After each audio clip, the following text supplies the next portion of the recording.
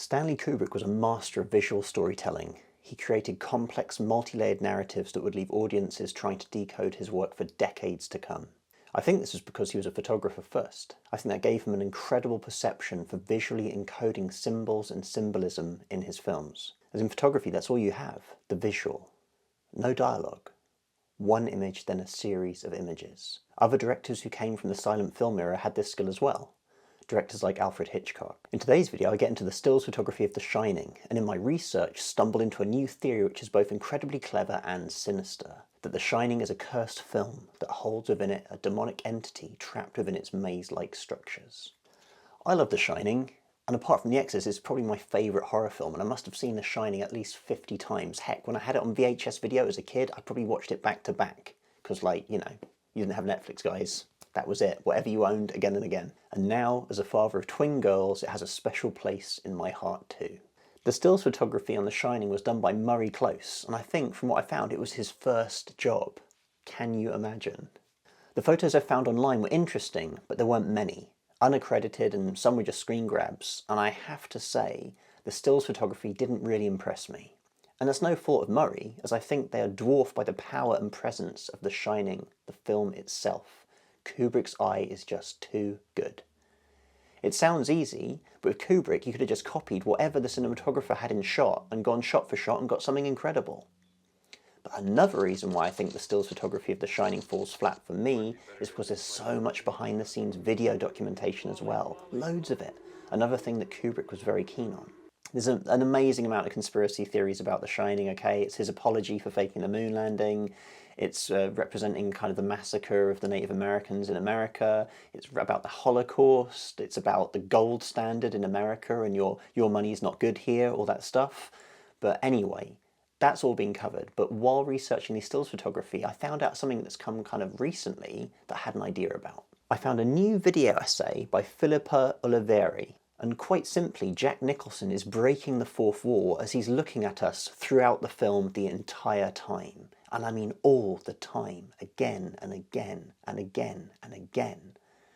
Filippo in his video says for him it's like ghosts in The Shining, as they're the only other people looking direct to camera throughout the film, and that the subjective cameras are the ghost's view. But that's not my take. Here's my analysis. It's an unnerving psychological trick, that breaking of the fourth wall. And I'll tell you now. Horror films work by instilling a fight or flight response of watching someone in peril, and that excites us. But when you're watching The Shining, you're also a guest at the Overlook Hotel. You are with the Torrances, trapped with them. So Jack is also stalking you, and he knows you are watching, and that's the key to this. You're not watching someone else in danger. His constant breaking of the fourth wall, looking at you, you are the one who is in danger. And you know, you feel that, and these glances are so fleeting, so momentary, but there's so many of them. You have to think Kubrick did it on purpose. There's no freaking way otherwise, right? So yeah, that creates this unnerving feeling, and you can't really put your finger on it. It's amazing the film's so old, and yet the guy kind of drawing people's attention to this, that only came out a year ago.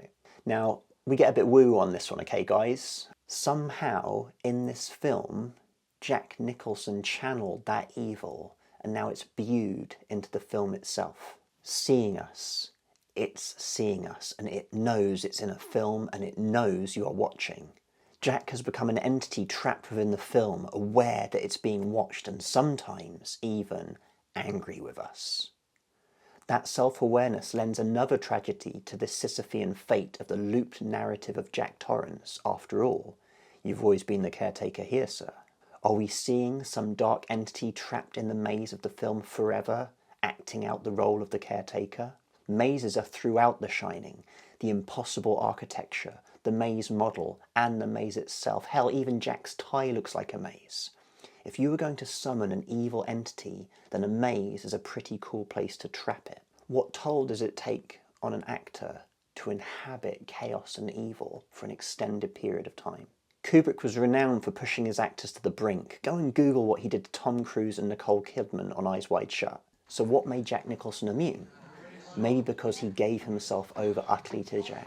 After all, he is Jack in name too. In this axe door warming up scene, Jack Nicholson is almost like a shaman, getting into some excitatory state of trance. It's over the top. It's like watching someone being possessed, and maybe instead of going method, you just allow yourself to be possessed for brief moments, and that allows you to insulate yourself from it, the role you are assuming. And you know what, right?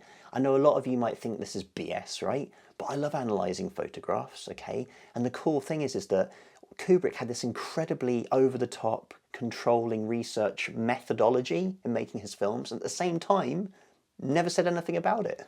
Never got into the meaning of his films, and yet entrenched and embedded with so much symbolism. And it allows us as viewers to come in and just have a little fun, you know, what's it mean to you? So you know what, let me know in the comments what you think. I know it's like a far-fetched, but I definitely do feel that that psychological hook of having someone subconsciously in a horror film constantly glancing out at the camera at you, that's going to unnerve you, even if you don't consciously realise it. Thank you for watching, and if you thought I was the best of them, the best goddamn YouTuber from Timbuktu to Portland, Maine, or Portland, Oregon for that matter, please like, comment and subscribe. Thank you for saying so.